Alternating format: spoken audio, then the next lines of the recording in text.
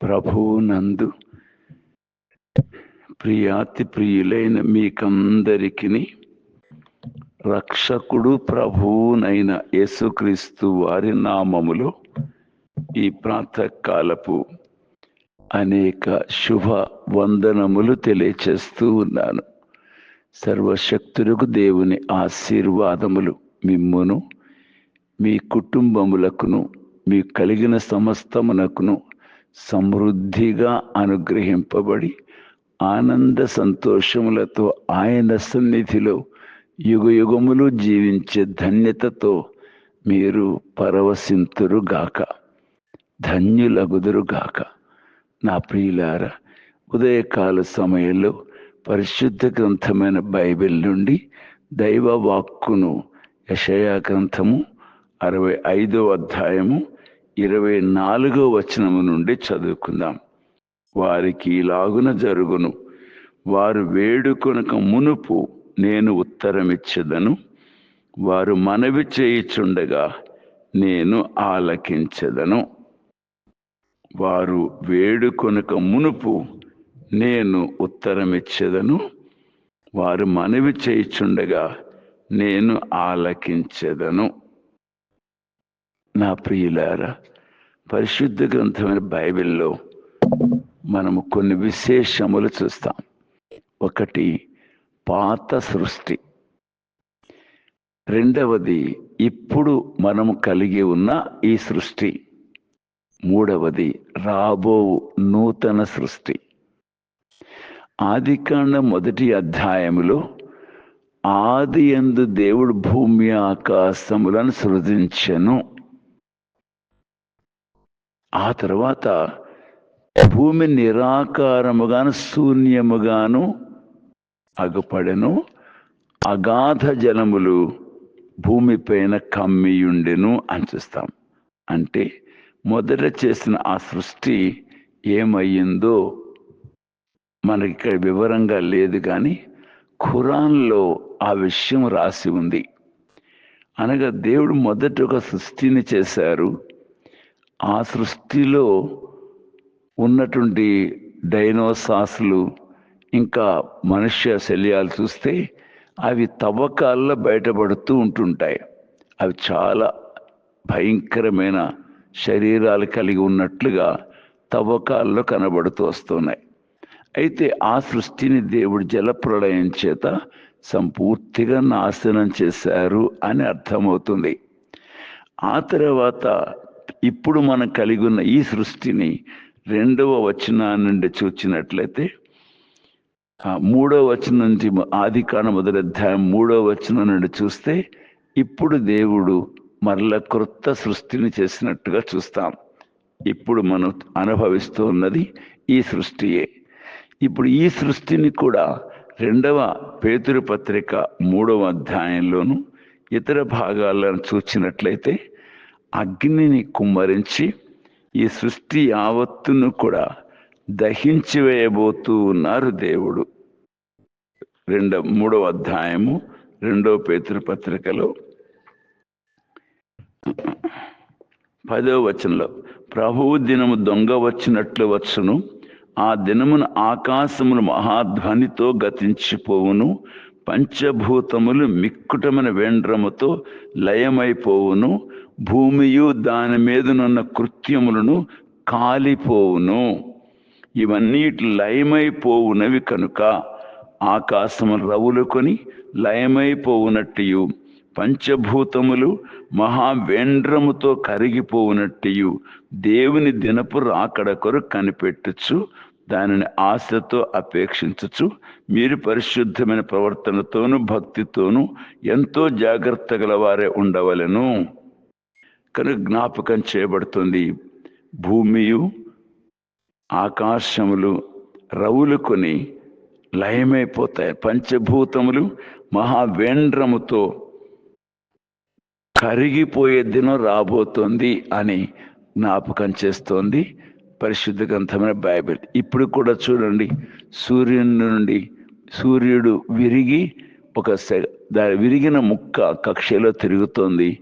ఎప్పుడు భూమిని తాకుతుందో అని కూడా వింటూ ఉన్నాం. కనుక ఒక దినం రాబోతుంది, ఈ సృష్టి యావత్తు కూడా నాశనం కాబోతోంది. ఈ సృష్టిలో ఎన్ని సంపాదించినా ఒక దినం నాశనం అయిపోయేవే. అయితే దేవుడు ఒక క్రొత్త ఆకాశమును, క్రొత్త భూమిని చేస్తూ ఉన్నాడు అని ఇదే మాటలు, ఇదే 2వ పేతురు పత్రికలో దైవజనులు చెప్తున్నారు. అయినను మనం ఆయన వాగ్దానమును బట్టి క్రొత్త ఆకాశముల కొరకును క్రొత్త భూమి కొరకును కనిపెట్టుచున్నాము, వాటి యందు నీతి నివసించును. క్రొత్త ఆకాశము, క్రొత్త భూమి కొరకు కనిపెట్టుచున్నాము, వాటి యందు నీతి నివసించును. 66వ అధ్యాయం యెషయా గ్రంథంలో కూడా 66వ అధ్యాయం యెషయా గ్రంథము 22వ వచనంలో, నేను సృజింపబోవు క్రొత్త ఆకాశమును క్రొత్త భూమియు లయముగాక నా సన్నిధిని నిలుచున్నట్లు నీ సంతతియు నీ నామమును నిలిచియుండును.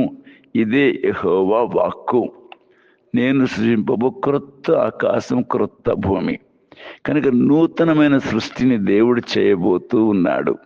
ఆ నూతన సృష్టిలో ఎవరు ఉంటారు అంటే, ఇప్పుడు వారి పాప జీవితాన్ని, పాత జీవితాన్ని, పాడుపడిపోయిన ఈ జీవితాన్ని అపవిత్రతలతో, అన్యాయములతో, అక్రమములతో, చెడు అలవాట్లతో, చెడు స్నేహాలతో పాడు చేసుకున్న ఈ పాపపు జీవితాన్ని విడిచిపెట్టి, ఎవరైతే రక్షణ కొరకు తన ప్రాణాన్ని ఇచ్చిన యేసుక్రీస్తు వారిని తమ రక్షకునిగా అంగీకరిస్తారో, మారు మనస్సు పొందిన వీరు ఆయన రక్తంలో గల శక్తి చేత కడగబడి శుద్ధి చేయబడి నూతన పరచబడిన వారిగా ఉంటారో వారు మాత్రమే, నూతన జన్మ పొందిన వారు మాత్రమే ఆ నూతన సృష్టిలో ఉండబోతున్నారు అని వాక్యం స్పష్టంగా చెప్తుంది.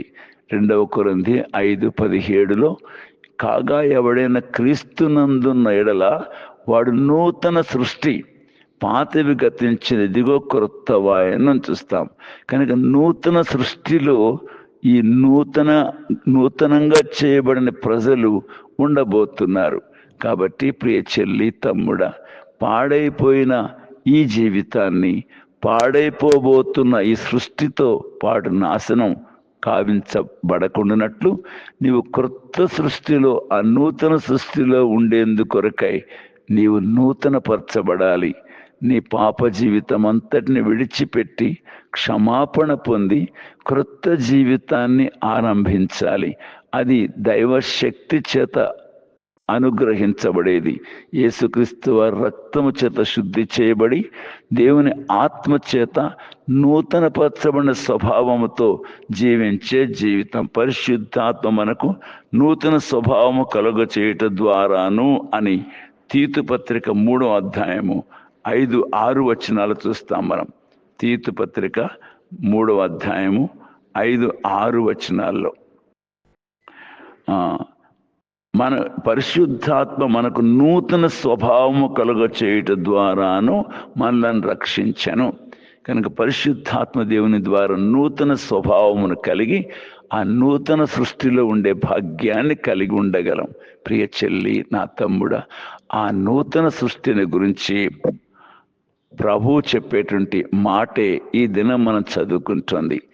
ప్రియులారా, ఆ నూతన సృష్టికి ముందు ఈ పాత సృష్టిలోనే 1000 ఏండ్ల పరిపాలన అని వాక్యం చెప్తోంది. యేసుక్రీస్తు వారు ఈ భూమి మీదకి మరలా రాబోతున్నాడు. ఒకసారి వచ్చి నరునిగా ఆయన జీవించి తన 33.5 సంవత్సరాల యవ్వన జీవితాన్ని, పవిత్రమైన ఆ జీవితాన్ని మనందరి పాపముల కొరకు ప్రాయశ్చిత్తముగా ఆ శిలువకు అప్పగించారు. మరణించి భూస్థాపన చేయబడి తిరిగి లేచిన ప్రభువు 40 దినములు ఈ భూమి మీద సంచరించిన తరువాత ఆరోహణుడై తేజోమయుడయ్యారు. మరలా ఒక దినాన రాబోతున్నారు. ఆయన వచ్చినప్పుడు అంతవరకు విశ్వాసముంచి మృతి చెందిన వారందరూ ఆయనతో పాటు తీసుకొని రాబడతారు. ఆయన భూమి మీద 1000 ఏండ్ల పరిపాలన ఆయన చేయనై ఉన్నారు. ఆ 1000 ఏండ్లు గడిచిన తర్వాత సమస్త సృష్టిని నాశనం చేయబోతూ ఉన్నారు. కాబట్టి నాశనం ఇప్పుడు కాదు, 1000 ఏండ్ల పరిపాలన తరువాత. ఆ 1000 ఏండ్ల పరిపాలనలో ఇప్పుడు ఎవరు క్రీస్తు యేసు వారిని అంగీకరించి నూతన పరచబడిన స్వభావముతో ఈ లోకంలో జీవిస్తున్నారు, లేక చనిపోయి దేవుని యొద్దకు వెళ్ళిపోయారు, వీరందరూ ఆయనతో పాటు 1000 ఏండ్ల పరిపాలనలో పరిపాలన చేస్తారు. అజాగ్రత్తగా ఉన్నవారు విడవబడతారు. ప్రియ చెల్లి, తమ్ముడా, ఇప్పుడు ఆ 1000 ఏండ్ల పరిపాలన గుర్చిన ఆ పరిపాలనలో వారు వేడుకొనక మునుపు వారికి ఉత్తరం ఇచ్చేదను. వారు మనవి చేయుచుండగా నేను ఆలకింతును అంటున్నాడు. 1000 ఏండ్ల పరిపాలనలో ప్రార్థన ఉంది, ఆయన సమాధానమిచ్చే జవాబునిచ్చే పరిస్థితి ఉంది అని చూస్తున్నాం.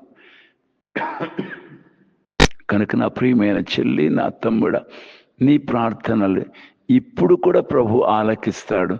ఎప్పుడంటే నీకు దేవునికి మధ్య ఉన్న పాపమును దోషమును ఒప్పుకొని విడిచిపెడితే దేవుడిని మనవి ఆలకిస్తాడు. ఖచ్చితంగా దేవుడిని మనవి ఆలకిస్తాడు. అద్భుత గొప్ప కార్యాలు చేస్తాడు. నీవు ఆయన చిత్తం యొక్క కేంద్ర స్థానంలో నడుచుకుంటూ ఉంటే నువ్వు వేడుకొనక మునిపే నీకు అవసరమైనవన్నీ దేవుడిస్తాడు. నువ్వు ప్రార్థన చేస్తూ ఉంటే ఆలకిస్తాడు. ఆల్రెడీ నీకు ఇచ్చేస్తాను నాయన, వాటిని అనుభవించు, ఆనందించు అంటాడు. కనుక నా ప్రియ చెల్లి, తమ్ముడా, దేవునితో ఉండే చక్కని బాంధవ్యాన్ని పాపమే వేరు చేస్తుంది. ఈ పాపాన్ని మనం విడిచిపెడితే దేవునికి సమీపస్థులమవుతాము. దేవుడు మన ప్రార్థనలు వింటాడు, గొప్ప కార్యాలు, ఘన కార్యాలు చేస్తాడు. ఆ విధంగా దేవునికి సమీపస్థులై ఆశీర్వాదములతో నింపబడి వర్ధిల్లుదురుగాక. ఇహమందును పరమందును 1000 ఏండ్ల పరిపాలన యందును ఆనందింతురుగాక. ప్రార్థిస్తాను. ప్రియమైన తండ్రి యేసుక్రీస్తు ప్రభువా, నీకు వందనములు. మా నిమిత్తమై ఈ లోకానికి దిగి వచ్చి పాప పరిహారమును చేసి ఆరోహణుడై దేవుని కుడి పార్శ్వములో కూర్చున్న మా ప్రభువానికి స్తోత్రములు. ఇప్పుడు కూడా మా ప్రార్థనలు, మా విజ్ఞాపనలు తండ్రికి తెలియచేస్తూ అడిగిన సమస్తాన్ని ఖచ్చితంగా తప్పకుండా అనుగ్రహిస్తూ మమ్మల్ని ఆనందింప చేస్తున్న తండ్రి, స్తోత్రములు చెల్లించుకుంటున్నాం. 1000 ఏండ్ల పరిపాలనలో కూడా మేము మీ సన్నిధిలో అడిగిన ప్రతిదాన్ని అడక్క మునిపే అనుభవించే ధన్యతను మాకు ప్రసాదిస్తున్నారు. స్తోత్రాలు. మరి యుగ యుగాలు ఉండే ఆ నూతన పరచబడే సృష్టిలో కూడా ప్రభువా, మేము మీతో ఆనందించేందుకు గాను సిద్ధపరచుమని ప్రార్థిస్తూ ఉన్నాను. ఇంతవరకును పాపం యొక్క తండ్రి భయంకరత్వం నుండి ఇంకను విడుదల పొందనటువంటి మా ప్రియులను దయచేసి దర్శించము. ఏ పాపం వారిని దేవుని నుండి దూరం చేస్తుందో ఆ పాపాన్ని వారు విడిచిపెట్టి అయ్యా నూతన పరచబడిన జీవితంతో నిన్ను వెంబడించే భాగ్యాన్ని దయచేయండి, ఆశీర్వదించండి.